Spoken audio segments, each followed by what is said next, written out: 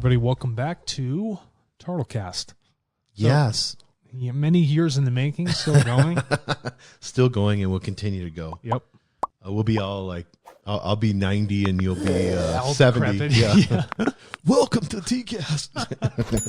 So I want to get into, because we just did an episode on why work with Tartle. Mm-hmm. And we encourage you, if it's something that after we encourage you to watch the video first, if that's something you're interested in, jobs@tartle.co, you can apply. But I want to get into the philosophy at Tartle. And I want to start with the premise of all of Tartle and your, as a CEO, your envision of a data philosophy. Yeah. Because I think this will correlate to our employees. So when I looked at data mm-hmm. in the earliest days, it was just sort of something that was just generating itself, whether it was some third party observing or some sort of system just keeping a log, which is all well and good. But a lot of it lacked an idea of where these things actually came from. It lacked insight, the data did, into why the data even existed at all. Yes. And so I said, well, the data packet at Tartle, that fundamentally has to change, because data completely missed the human element altogether. Since the earliest parts of the tech boom, right? Where was the human element? Where was the why? For what? Why is this thing even being recorded? Why the interaction? And we walk around and we leave footprints in the snow or in the dirt and all these other things. And someone can look at that and know that we walked in that direction, or somebody did walk there without even knowing who they are. Right. But do they know why they chose to walk that way? Like, if somebody goes to a crime scene, all you can do is try and guess what occurred. Mm-hmm. And they've been pretty good at it. But it's really the why, the meat of the understanding of what data is. So the philosophy had to occur that data missed the human element. And the human element added to the data meant that it has to go back to the first party. The first party has to really take control over their own thoughts and actions. They have to take ownership over this log that is being created of themselves. Because if they do that, it affords real understanding to what the story of that data is. Each one of us has our own individual story. And the way I see it into the future is that as our programming becomes more advanced, our ability to analyze algorithms, everybody has the unique aspect of being an outlier. Yes, statistically, in a sense, we all are human beings. We have standard deviations. We know how tall we are, eye color, all those other things. Doesn't matter. But what is completely different, which makes us all inherently unique, is our personalities and the way we think. It's even more than the personalities. The work that you do is so uniquely yours. Correct. It's like the other day, this is quick fun fact, just to kind of be fun with this. There's a part of your body that has an indefinite, a lot of people think it's just your fingerprint. You know, like you can do the fingerprint, but there's another part of your body that is uniquely yours and just yours, and no one else has it. Is it my tongue? Yes, your tongue. Yeah, I'm thinking about like all the things on my tongue. Yeah. Yeah. So, you know, they could take a print of your tongue and it would be so unique and different. And the work that people do, you know, whether you want to be an employee of Tartle, whether you are an employee of Tartle, the work that people do is so uniquely and distinctly theirs. Mm-hmm. Now we're doing it online, which is creating data, and that is our work. But what Tartle's philosophy is the data transparency and ownership. Yeah. Well, because this is my point. The old logs of data were not transparent. Nobody knows where they started. They were flying around everywhere. Mm-hmm. No one had any clarity onto why it existed. The transparency has to be there. But that can't happen unless somebody takes ownership of it first. Yes. And if we can engineer a technology to essentially create a fabric or a timeline of ownership, it helps solve what was missing. It's not that there was anything inherently wrong with data. It was just missing its other half. It's like a good relationship, right? Where's the balance? Where's the equilibrium? The human element ceased to exist. In transparency and ownership, that sovereignty, that right over that thing that's being created, now that that's here, data has become this this fingerprint of you, this identity of who you are. It's this timeline of your work that is uniquely your own, that you deserve to have the right towards. If you deserve to have the right towards, because that's the work that you're putting in. You put in that work. No one else did.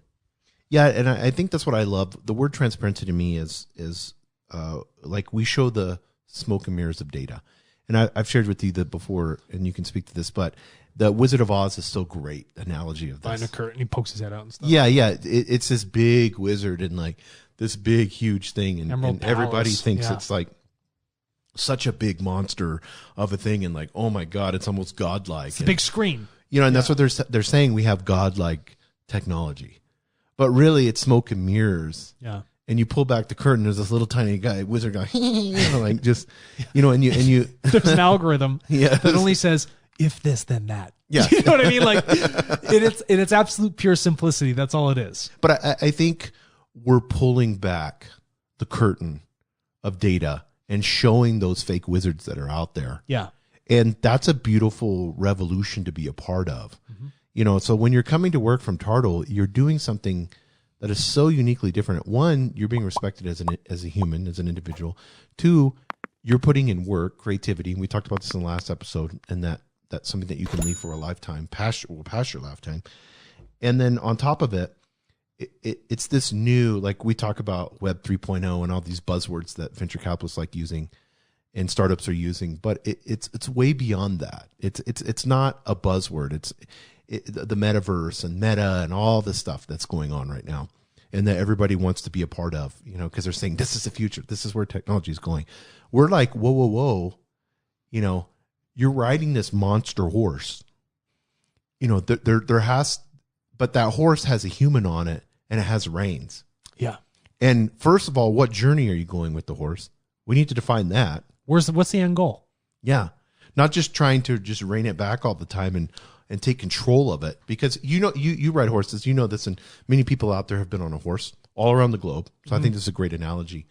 What happens if you're fearful and you overuse the reins and you're just, the horse can feel all that control that you're trying to give it instead of flowing with it. There's sensitivity in the mouth. A mouth is a very sensitive area for human beings.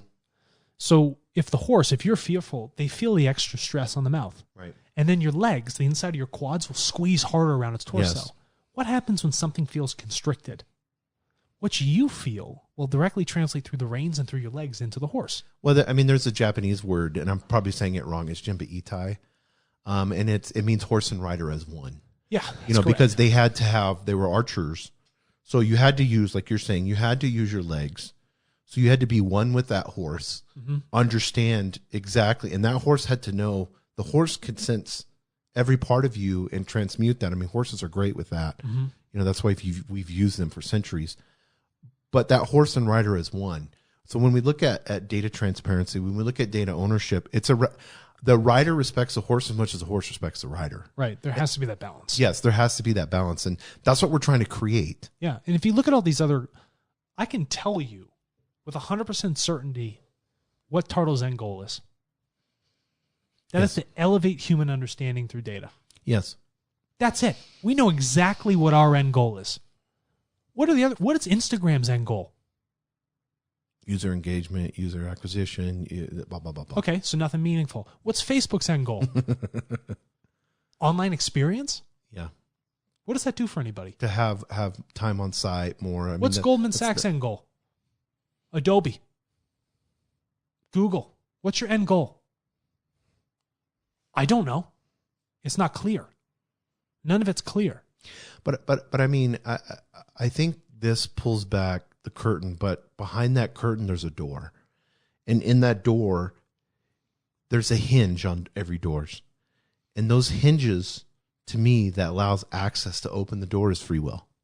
And I don't want to get too philosophical, but I do. We at TARTLE want to offer choice. Yeah. And when we allow people, I'm going to use this word specifically on what you talked about, we allow people to exercise choice. Yeah. We show you the path to the door,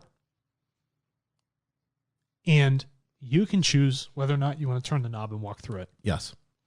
We engineered the hinges. We engineered the door. We gave you a roadmap. Are you going to take the journey? It's as Right. simple as that. Yeah, and I think to our final point on this, in understanding the philosophy of Tartle and why if you feel like this aligns with you and what we're saying, that you could work at Tartle, maybe you could explain it to them, for them as an individual. You could explain them being a Sherpa and what that means. And maybe people don't even know what the word Sherpa means. I will. For the people that have already been a part of Tartle, millions of human beings that use it, they decided to take a risk. I'm going to adopt a system early. I'm going to carve out a path. I'm going to walk through that door. I'm going to make this choice for myself. But I'm going to understand that journey. And they went out as Sherpas and they shared what that path looked like to the top of the mountain. What's the end goal? And every time there was a success for that data champion, that initial one, they were able to share that and then be the Sherpa for those other individuals to start their own journey, to become their own champions. The Sherpa is not the one that takes the limelight, but they're the ones that always did the heavy lifting. But they're only there strictly to support and keep safe that person on their journey. If somebody wanted to see what a Sherpa was, or maybe they don't understand that word, what is a Sherpa, and how does a Sherpa help, so we can understand this as an employee of Tartle? A Sherpa is a form of Himalayan mountain guide. They understand the mountain. They understand the path. They're an expert on the mountain. They're an expert on all the nuances, everything that is occurring. And they take people there that want to have that journey themselves, but they understand intimately the risks that are involved. They are there not to take the steps for them, but to help guide them on the steps which they are taking. But they're not going to be the one to pick up the foot and move it further in the snow, to walk up the mountain. But if you want to make that choice to go higher, to get to that peak, to get to that end point, to become a data champion, they're with you to support you in every part of that journey. So everybody that becomes a data champion, the second they go to share that aspect with others around them, they become the Sherpa. And now you've left a realm of service to self, and you become a realm of service to others. And through that, you are now helping others evolve. Others take that path of truth, finding themselves, self-empowerment, choice, self-responsibility. And that is something so rich and so valuable that all of us around the world, we really can't get enough of it.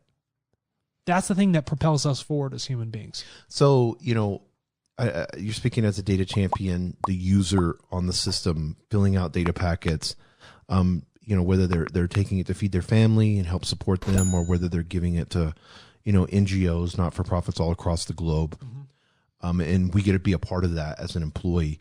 What do you envision as the CEO? What do you envision a Sherpa employee looking like?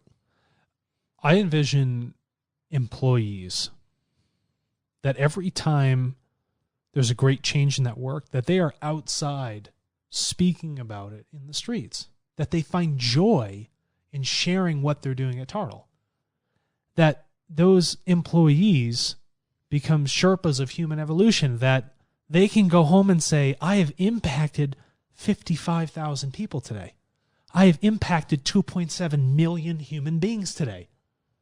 This change that I did with a few keystrokes or whatever it might be helped someone's life for the better. Because when they have those stories, when they have that narrative, not only for themselves, but they share it with others, that's a power, that's a goodwill that can't be found anywhere else. And that's the type of employees that you want, ones that are respected in their creativity and what they're doing, and they can be the torchbearers for their own responsibility and good work. Tartle is just a platform. It's a foundation for us all to stand on. And how it evolves organically is the choice of everyone that chooses to interact with it. 100%. So if somebody wants to be that Sherpa, mm-hmm. if they want to help others become data champions, what's the best and easiest way to do that? They can just email jobs@tartle.co. And guess what? Maybe it's jobs that we've posted for. Or maybe you think Tartle needs to have a specific job that doesn't exist. Yeah, you were talking to me about off-air. Talk about this. It's really cool. Yeah, I said, it's all well and good for us to tell the world what we need. But what about the world telling us what we need? Yes. Define for us. You tell us. You sell us on a position that you think needs to exist. We're all ears. Well, people don't even realize, Tartle, like, for instance, you're just like, I don't really know tech. Do you know how to communicate with people well? Yeah. We need salespeople all across the globe. Yeah, we do. So maybe you are in India and you could go to a data center in India and have a conversation with them. That's valuable to us. Yeah. We would love to have you be part of the team. 100%. Oh, when you're on the team, it doesn't stop there. No. I've had employees come over to us and pitch us on new jobs that need to exist. Yes. I never thought about it. But that's the point. When creativity flows, things that you never even thought of will arise. And it's beautiful things that occur. But they're natural. They're so organic. It's so fluid with which it is happening. It's always the right time. And so I want you to look at Tartle and say, is it the right time for me? And I want you to email us at jobs@tartle.co.